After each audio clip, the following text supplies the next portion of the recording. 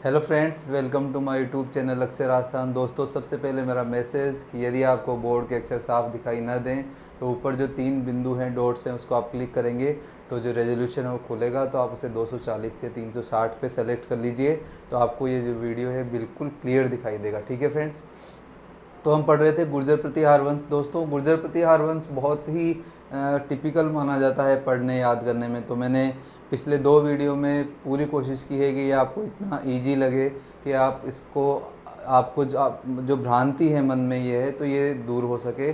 तो दोस्तों, आज हम कोशिश करेंगे कि ये वंश आज ख़त्म हो जाए। तो आइए फ्रेंड्स, इतिहास पढ़ते हैं एक नए अंदाज में। देखिए दोस्तों, जैसे कि हमने पिछले वीडियो में पढ़ा कि त्रिपक्षीय संघर्ष की शुरुआत वत्सराज ने कर दी थी। नागभट्ट प्रथम का दंती दुर्ग से अच्छा संबंध था। तो ये सब पिछले वीडियो में हमने पढ़ा।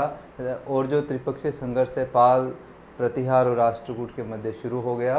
तो अब ये रुकता नहीं है दोस्तों। अब आता है नागभट्ट, अगला शासक हम पढ़ेंगे नागभट्ट द्वितीय। नागभट्ट द्वितीय, इसका शासनकाल दोस्तों 795 से 833 वर्ष, 38 वर्ष इसने शासन किया। और इसका दरबार भी दोस्तों नागावलोक कहलाता था। जैसे कि हमने नागभट्ट प्रथम जो संस्थापक था उसको जब हमने पढ़ा तो भी वहाँ भी हमने देखा कि उसका दरबार नागावलोक कहलाता था। क्यों? क्योंकि दोस्तों ये सामंतों के समृद्ध राज्य थे। यहाँ बहुत शक्तिशाली सामंत थे और यही इनकी ताकत थी। दोस्तों, नागभट्ट द्वितीय को कर्ण कहा गया है ग्वालियर प्रशस्ति में।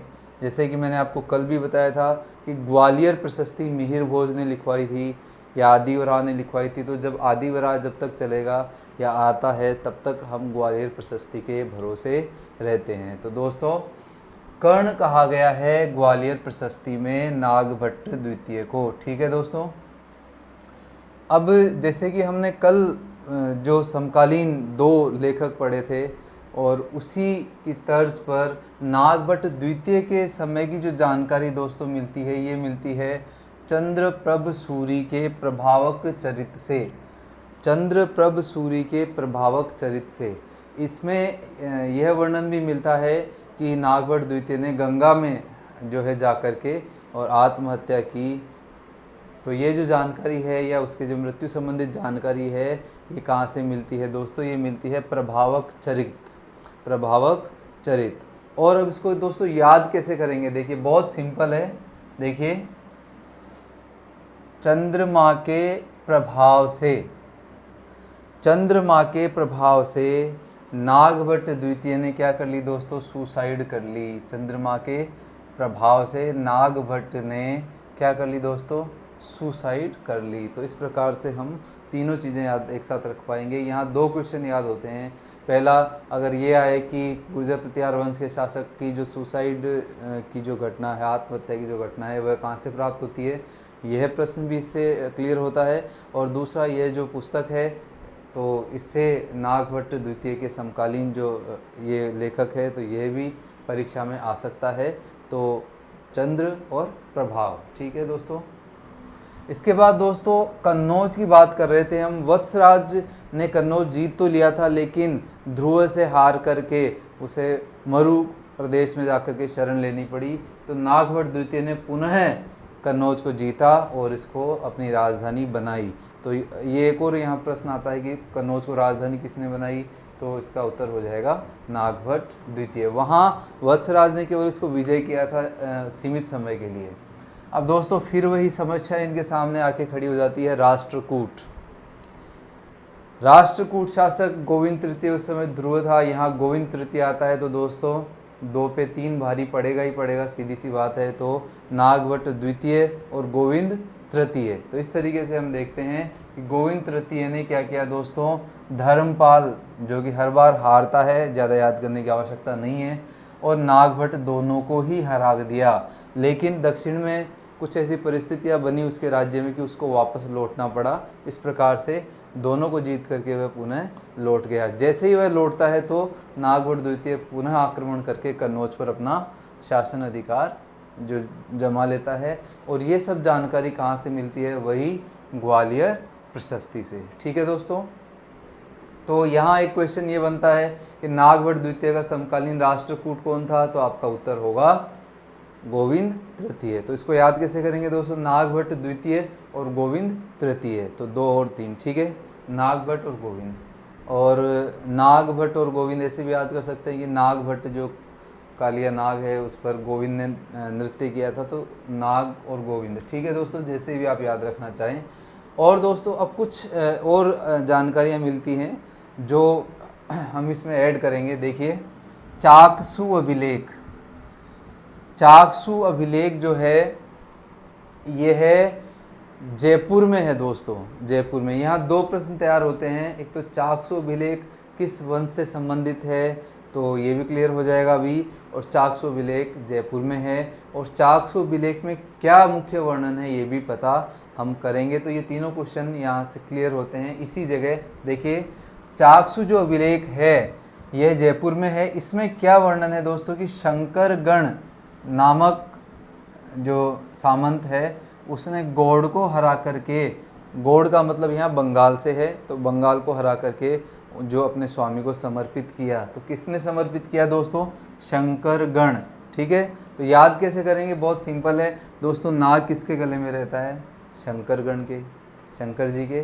तो नाग, नाग का मतलब नागभट्ट, और ये कहाँ किसके गले में निवास करता है नाग, तो शंकर। तो इसका जो आंसर है वो जाएगा शंकरगण, ठीक है दोस्तों। तो यहाँ आंसर ये भी परीक्षा में प्रश्न आ सकता है कि चाकसू शिलालेख के अनुसार या चाकसू अभिलेख के अनुसार नागभट्ट द्वितीय का समकालीन गुहिल वंशी शासक कौन था या सामंत कौन था, तो आपका उत्तर होगा शंकरगण, ठीक है दोस्तों। एक मिलता है बगुला, बकुला है वैसे नाम, तो बकुला अभिलेख, तो उसमें नागभट्ट द्वितीय की जो विरुद्ध है या जो उपाधियां हैं वो मिलती हैं। तो वो उपाधियां हैं परम भट्टारक महाराजाधिराज परमेश्वर, परम भट्टारक, नागभट्ट तो भट्टारक, तो परम भट्टारक और महाराजाधिराज परमेश्वर। ये कौन बोल रहा है, ये जैसे ही उसने ये विजय की कन्नौज की दोबारा, तो एक बगुला है वो बगुला बोलने लग गया कि परम भट्टारक महाराजाधिराज परमेश्वर। तो बगुला याद कर लीजिए दोस्तों, केवल ग को क बना दीजिए, बहुत इजी हो जाएगा याद करना, ठीक है फ्रेंड्स। अब इसके समय भी मुस्लिम अटैक होता है, अरब आक्रमण होता है, तो इसकी जानकारी कहाँ से मिलती है दोस्तों, इसकी जानकारी एक तो मिलती है खुमान रासो, खुमान रासो इसके समकालीन पुस्तक रची गई थी, याद रखिएगा, खुमान रासो। इसके लेखक है दोस्तों दलपत विजय, ठीक है, याद रखिएगा, परीक्षा में सीधा ये भी आ सकता है कि खुमान रासो के लेखक कौन है, या यदि इस टॉपिक के संदर्भ में प्रश्न आएगा तो ये आएगा कि खुमान रासो का संबंध किस नागभट्ट किस प्रतिहार शासक से था, समकालीन था, तो उत्तर हो जाएगा नागभट्ट द्वितीय। एक और पुस्तक है प्रबंध कोश, प्रबंध कोश, तो प्रबंध कोश के जो लेखक है दोस्तों वो है जिनसेन सूरी, ठीक है, प्रबंध कोश के तो जिनसेन सूरी, इसको हम ऐसे याद रख सकते हैं, जो प्रबंध होता है वो जैन जो समाज है वो बहुत अच्छे से करता है, तो इस प्रकार से जिनसेन, प्रबंध कौन करता है, जैन मतलब जिन, तो जिनसेन सूरी ने क्या लिखा, प्रबंध कोश, और उसमें ये वर्णन मिलता है, प्रबंध कोश में ये वर्णन मिलता है कि गोविंदराज या गुवक प्रथम उसका नाम था, गोविंदराज चौहान शासक है दोस्तों ये, वो गुहिल वंशी था शंकरगढ़। तो गुवक प्रथम या गोविंदराज ने सिंध के सुल्तान बेग के पुत्र वारिस को हराया, सिंध के सुल्तान बेग के पुत्र वारिस को हराया, तो वारिस को हराया, तो ये जो वर्णन है ये हमें कहाँ मिलता है दोस्तों, प्रबंध कोश, और प्रबंध कोश के लेखक प्रबंध कौन अच्छा करते हैं, जैन, तो जिनसेन सूरी, ठीक है दोस्तों। खुमान रासो के लेखक दलपत विजय। इसके बाद में इसने कुछ निर्माण भी करवाए नागभट्ट द्वितीय ने, बुज कला, तो बुज कला और बकुला हो सकता है एक ही जगह हो दोस्तों, ये कुछ समस्याएं रहती हैं इतिहास की पुस्तकों में, तो बुज कला आप याद कीजिए, बगुला ही याद रख लीजिए। तो वहाँ पर इन्होंने शिव पार्वती का मंदिर और विष्णु मंदिर बनवाया, ठीक है दोस्तों, शिव पार्वती का मंदिर और विष्णु मंदिर कहाँ बनवाया, बुज कला या बगुला याद रख लीजिए, काफ़ी है, बगुला ही तो प्रशस्ति गाता है और बगुला ही अपने स्थान पर मंदिर बनवाता है, तो इस प्रकार से दोनों याद हो जाएंगे। अब देखिए ग्वालियर प्रशस्ति पे आते हैं। ग्वालियर प्रशस्ति ये कहती है कि नागभट्ट द्वितीय के पास जो 3 जगह के जो लोग हैं, सिंधु, विदर्भ और कलिंग, सिंधु, विदर्भ और कलिंग, सिंधु पड़ता है पश्चिम भारत में, विदर्भ पड़ता है दक्षिण की तरफ और कलिंग पड़ेगा पूर्व की तरफ। तो तीनों दिशाओं से जैसे आग में पतंगे आके गिरते हैं वैसे ये शासक आकर के इन्होंने मतलब अपनी अधीनता स्वीकार कर ली। तो किसने की दोस्तों? सिंधु, विदर्भ और कलिंग। तो सिंधु इस तरफ है, विदर्भ इस तरफ है और कलिंग इस तरफ है, और इस प्रकार से इन्होंने तीनों ने अधीनता स्वीकार कर ली। ठीक है फ्रेंड्स। और आनर्त, मालवा, किरात, तुरुष्क, वत्स और मत्स्य ये भी इसके अधीन आ गए। यहाँ एक जो है ये दो स्थान मैं आपको बता देता हूँ। किरात, किरात दोस्तों हिमालय के तरफ कोई प्रदेश था, किरात पर्वतीय प्रदेश था। और तुरुष्क ये परीक्षा में इसलिए पूछा जा सकता है क्योंकि इन सभी में तुरुष्क एकमात्र पश्चिमी भारत का मुस्लिम राज्य था। तो यहाँ ये परीक्षा में आ सकता है कि ग्वालियर प्रशस्ति में उस वंश या उस राज्य का एकमात्र मुस्लिम राज्य का नाम बताइए जिसने नागभट्ट द्वितीय से जो हारा या जिससे शरण ली या समकालीन। तो कौन सा राज्य था दोस्तों? तुरुष्क, याद रखिएगा तुरुष्क। ठीक है फ्रेंड्स। तो इस प्रकार से नागभट्ट द्वितीय ने कुछ विजय भी की और स्थायी राजधानी बना दिया कन्नौज को। हालांकि ये इसको हार मिली गोविंद तृतीय से, लेकिन जैसे गोविंद तृतीय दक्षिण में जाता है तो इसे पुनः अपनी राजधानी प्राप्त कर लेता है। तो दोस्तों इसके बाद में जो शासक है वो बनता है रामभद्र। रामभद्र के बाद में भोजदेव और भोजदेव के बाद में प्रमुख शासक आता है मिहिर भोज। जी हाँ दोस्तों, ग्वालियर प्रशस्ति इसी के समय रची गई थी, राज्यारोहण के समय। तो मिहिर भोज। उससे पहले तीन हम शब्द पढ़ लेते हैं। एक तो जय वराह है, एक भदादी वराह और एक आदि वराह है। जय वराह दोस्तों हमने कल पढ़ा था, पिछले वीडियो में पढ़ा था। जय वराह कहा जाता था, किसकी उपाधि थी? वत्सराज की। ठीक है दोस्तों, विष्णु जो वैष्णव धर्म है उसके संरक्षण के कारण।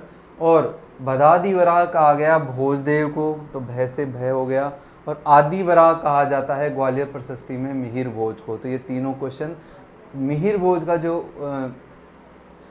विरुद्ध है आदि वराह या जो उपाधि है या जो अन्य नाम है, ये परीक्षाओं में बहुत बार पूछा गया है दोस्तों। तो आदि वराह, भदादी वराह और जय वराह है। तो मिहिर भोज शासन शुरू करता है दोस्तों 836 से 885, लगभग 49 वर्ष। तो इस तरीके से ये प्रश्न भी हो सकता है परीक्षा में आ जाए कि सबसे लंबा शासन किसका था? तो मिहिर भोज। नाम भी सबसे लंबा है दोस्तों, मिहिर भोज। तो शासन भी लंबा होगा। तो ग्वालियर प्रशस्ति अब यहाँ पर हम इससे आगे नहीं पढ़ेंगे क्योंकि ग्वालियर प्रशस्ति की रचना इसके राज्यारोहण के समय होती है। तो इसमें इसको आदि वराह कहा गया है और इसने कन्नौज को स्थायी राजधानी बना लिया। दोस्तों राजधानी बना लिया था नागभट्ट ने और इसको स्थायित्व प्रदान कर दिया। किसने स्थायित्व प्रदान कर दिया? आदि वराह या मिहिर भोज ने। ठीक है दोस्तों। कल्हण की राजतरंगिणी में भी मिहिर भोज का वर्णन मिलता है। कल्हण की राजतरंगिणी पुस्तक, जैसे कि मैंने पहले वीडियो में बताया था दोस्तों, जब हम साक्ष्य पढ़ते हैं तो वहाँ हमने देखा था कि कल्हण की राजतरंगिणी में भी इस वंश का वर्णन, इस वंश के शासक मिहिर भोज का वर्णन मिलता है। राजतरंगिणी में कश्मीर का इतिहास है, जैसे मैंने वहाँ बताया था। ठीक है दोस्तों। आदि वराह मैंने अभी बताया, आदि वराह ग्वालियर अभिलेख में इसे कहा गया है। एक और नाम मिलता है दोस्तों इसका, ये बिल्कुल आप याद कर लीजिए, प्रभास। एक और नाम मिलता है प्रभास और ये मिलता है दौलतपुर अभिलेख में। तो प्रभास दौलतपुर अभिलेख में नाम मिलता है आदि वराह का। इसको कैसे याद करेंगे? बहुत ईजी है दोस्तों। प्रभास एक साउथ के हीरो हैं और बहुत पैसा कमाते हैं साउथ की फिल्मों से, उससे हम याद कर सकते हैं कि प्रभास के पास में कैसा है क्या है? बहुत सारी दौलत है। ठीक है, तो प्रभास के पास में बहुत सारी दौलत है। प्रभास कौन है? आदि वराह। आदि वराह कौन है? मिहिर भोज। ठीक है फ्रेंड्स। बाकी जो मुहरें हैं और जो और कुछ सामग्रियाँ प्राप्त होती हैं, मुहरें आदि, उन सब पे इसका नाम आदि वराह ही मिलता है। अब यहाँ एक और जो प्रश्न बनता है वो ये है कि सुलेमान, अरब यात्री सुलेमान 851 ईस्वी में इसका वर्णन करता है। और जो गुर्जर प्रतिहार जो क्षेत्र है इसको जुर्ज नाम से बुलाता है। जुर्ज, जुर्ज कहता है ये गुर्जर प्रदेश को। और जो मिहिर भोज है इसको ये इस्लाम का शत्रु बताता है और इसकी तारीफ भी करता है, प्रशंसा भी करता है और ये कहता है कि इसके राज्य में सोने चांदी की खानें थी। इस प्रकार से जो सुलेमान है ये इसके समय या इसका समकालीन था, आपको ये याद रखना है दोस्तों, ठीक है। और ये भी कहा इसने कि वहाँ डकैती, चोरी डकैती इत्यादि बहुत कम होती थी। तो इस प्रकार से सुलेमान आता है। और सुलेमान जो है ये समकालीन किसका है दोस्तों? आदिवरा का। बिल्कुल याद रखिएगा, ऐसे प्रश्न आजकल ट्रेंड में हैं, परीक्षाओं में पूछे जाते हैं। तो यहाँ हमने देखा ग्वालियर प्रशस्ति किससे संबंधित है, और आदिवरा, प्रभास आदि उपाधियाँ किसकी हैं, और जो सुलेमान है इसका वर्णन, ठीक है दोस्तों। आगे देखिए, अब इसने क्या क्या विजय प्राप्त की, केवल हम नाम देखेंगे। कलिंजर जो है इसमें जय शक्ति का शासन था, उसको इसने जीता।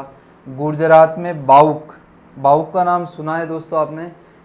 बिल्कुल सुना है। बाउक पिछले हमने मंडोर शाखा से पढ़ी थी, वहाँ हमने देखा था पहले बाउक और फिर ककूक। तो जो बाउक है इसको भी इसने आक्रमण करके एक बार अपने अधीन किया। हालांकि ये इन्हीं के अधीन सामंत थे, पर जैसे ही ये यहाँ कमजोरी देखते कन्नौज की तरफ, तो ये विद्रोह करने लग जाते। तो इसके विद्रोह को भी इसने दबाया, बाउक को। कहला अभिलेख, कहला, कहला अभिलेख कलचुरी शासक गुणाम्बोधी, कहला जो अभिलेख है इसमें ये वर्णन मिलता है कि गुणाम्बोधी को मिहिर भोज ने भूमि दान दी थी। इस प्रकार से कहला अभिलेख से भूमि दान की जानकारी मिलती है।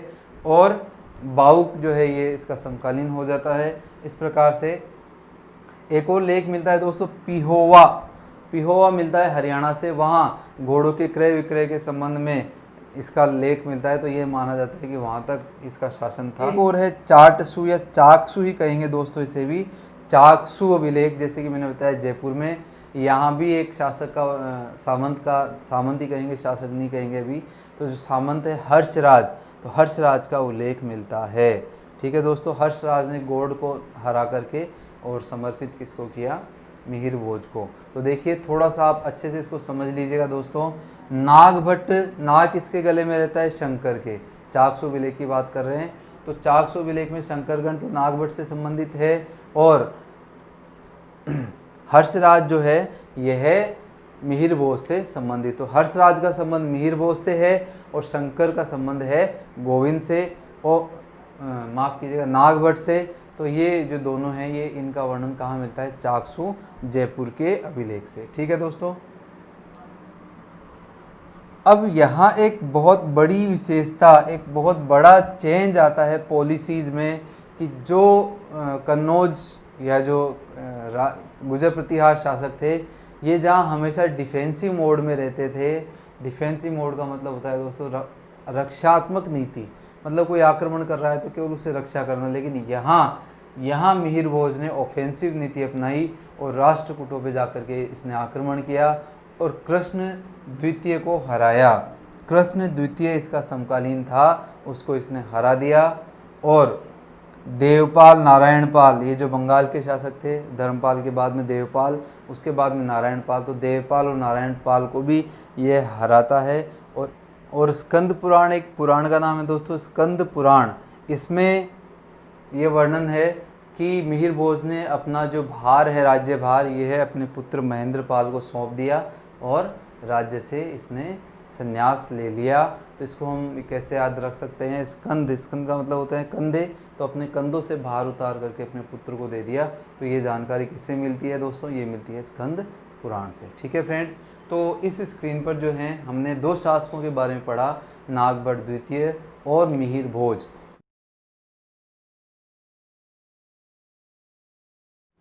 तो फ्रेंड्स अगला शासक है महेंद्रपाल। महेंद्रपाल का जो शासन है उसकी जो मुख्य विशेषता है वो ये है दोस्तों। एक तो जो उसके दरबारी कवि थे वो राजशेखर थे और ये इसके गुरु भी थे। तो राजशेखर किसके समकालीन थे?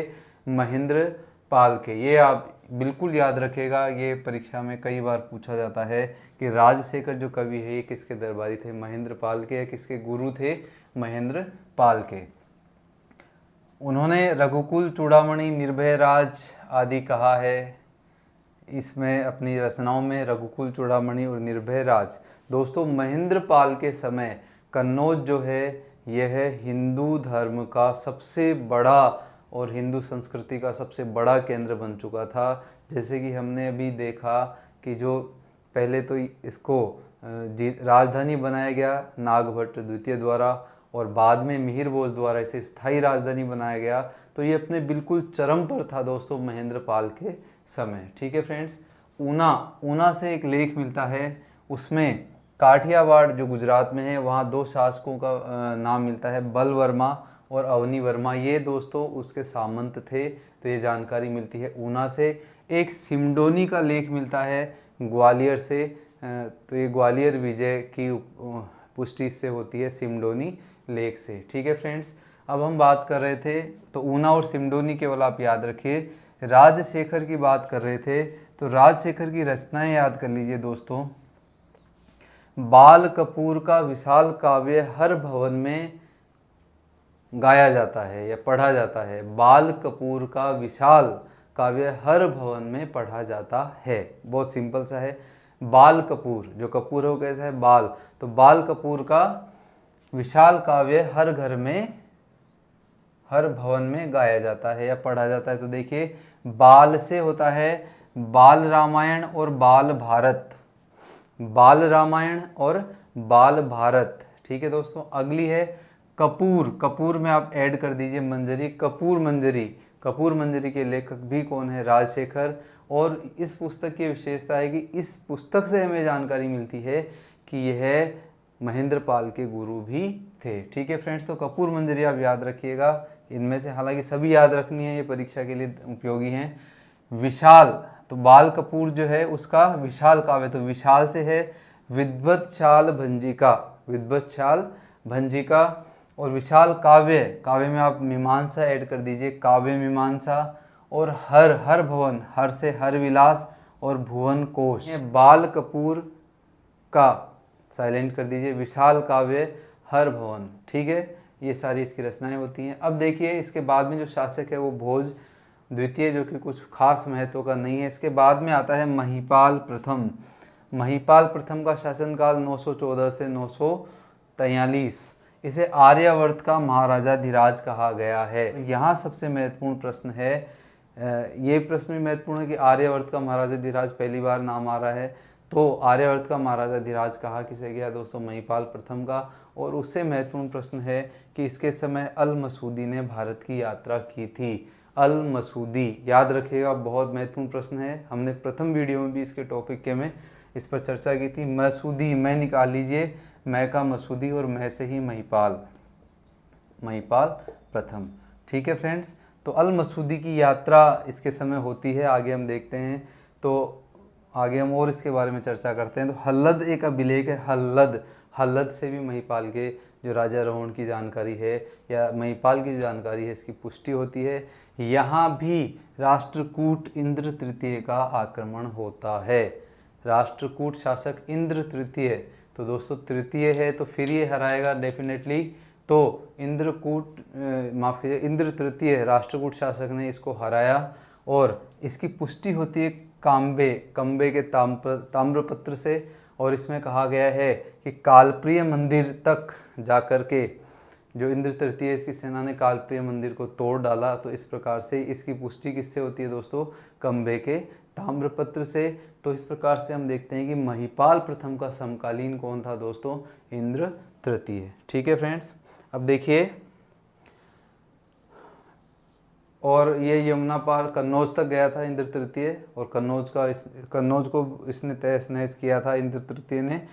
अब जैसे कि मैंने कहा, अल मसूदी की बात कर रहे थे दोस्तों, तो यहाँ ये परीक्षा में बिल्कुल पूछा जाता है, आप अच्छे से याद कर लीजिए। देखिए, बऊर और बलहर, बऊर और बलहर कहता है ये दोनों शासकों को, राष्ट्रकूट और प्रतिहार शासकों को। तो अब मैं आपसे एक सवाल यदि कहूँ कि इन तीनों वंशों में सबसे ज़्यादा बलशाली कौन था, तो आपका आंसर होगा राष्ट्रकूट। तो सीधी सी बात है दोस्तों, यह है राष्ट्रकूट शासकों को तो कहता है, शासक को तो कहता है बलहर, और बऊर कहता है गुर्जर प्रतिहार शासक को। तो बऊर और बलहर, तो ये इसके में ये भी वर्णन करता है कि बऊर के पास चार जो सेना है, चार बड़ी बड़ी सेनाएं थी। एक सेना ये दक्षिण में बलहर के लिए रखता था, एक सेना मुस्लिमों के लिए, हरबों के लिए, और दो सेना अन्यों के लिए। इस प्रकार से चार भाग कर रखे थे इसने अपनी सेना के। तो इस प्रकार से महिपाल के समय अल मसूदी आता है और इंद्र तृतीय का आक्रमण होता है। इसकी पुष्टि कंबे के ताम्रपत्र से होती है। ठीक है फ्रेंड्स, आगे देखिए महेंद्रपाल द्वितीय। तो महेंद्रपाल जो ऊपर वाला शासक है ये महत्वपूर्ण है, द्वितीय खास नहीं महत्वपूर्ण है। खाली एक विशेषता यहाँ है कि जो सामंत थे प्रमुख, गुहिल का भर्तृभट्ट, मूलराज जो काठियावाड़ का था, और विग्रहराज द्वितीय जो कि राजस्थान से संबंधित सामंत था, तो इन्होंने अपनी स्वतंत्रता घोषित कर दी और ये स्वतंत्र हो जाते हैं दोस्तों। तो इस प्रकार से जो सामंत गुर्जर प्रतिहार वंश का आधार थे, मजबूती थे, वो मजबूती अब खत्म होती है, ये अपना खुद का साम्राज्य स्थापित करने लग जाते हैं। और इस प्रकार से एक तरीके से हम कहें कि गुर्जर प्रतिहार वंश का पराभव महेंद्रपाल द्वितीय से शुरू हो जाता है। ठीक है दोस्तों, अब एक आगे और शासक आता है राज्यपाल। ये केवल इसलिए महत्वपूर्ण है कि जब महमूद गजनवी ने आक्रमण किया दिसंबर 18 में कन्नौज पर, तो उस समय वहाँ का जो शासक था वो कौन था? राज्यपाल। ये कई बार परीक्षा में पूछा जाता है दोस्तों कि महमूद गजनवी के आक्रमण के समय कन्नौज का शासक कौन था? तो गुर्जर प्रतिहार शासक था, राज्यपाल याद रखिए आप। और राज्यपाल नहीं जीत पाया, कन्नौज को बहुत ज़्यादा लूटा गया, बहुत समृद्ध नगर था। और बाद में एक चंदेल शासक था विद्याधर, तो विद्याधर शासक ने क्या किया? इसकी राज्यपाल की हत्या कर दी। ठीक है दोस्तों, पहले साथ नहीं दिया युद्ध के लिए, लेकिन जब वो चला गया गजनवी तो इसकी हत्या कर दी। और उसके बाद में त्रिलोचन पाल जो है ये शासक बनता है।